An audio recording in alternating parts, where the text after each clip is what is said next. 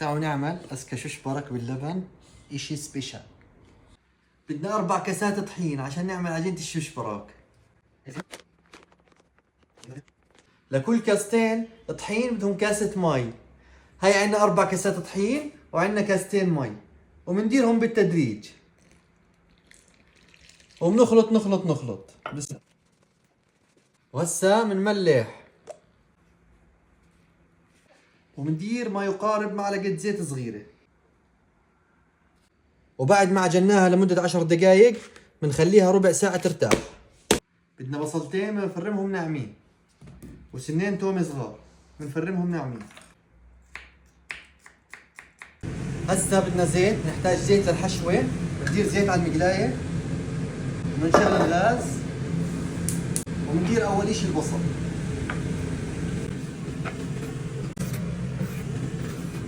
نضيف التومة اللي نعمناها السنين الصغار، نضلنا نقلب البصل. بندير زيت نباتي عشان نقلي شوية صنوبر. هسا بندير لحمة يعني خروف أو عجل، بنديرهم. هسا بنضل نحرك. عندنا بهارات مشكلة بدنا ما يقارب معلقة كبيرة. بدنا ندير شوية ملح، نملح، وبدنا ندير الصنوبر اللي عملناه.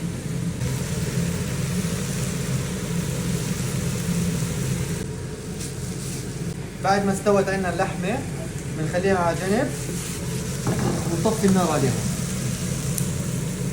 عندنا نص ضمة بقدونس بدنا ننعمها ونديرها على حشوة اللحمة. وهيك بنكون نعمنا البقدونس.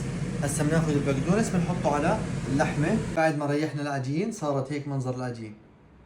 راح ناخذ منها شوي، ناخذ تقريبا شقفة. طبعا الرخام عقمناه كويس. بنغمسها في الطحين.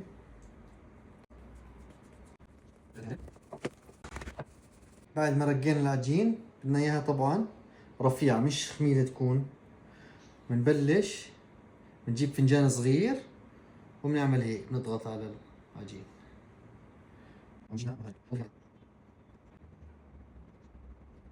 ناخذ العجين، ناخذ قليل.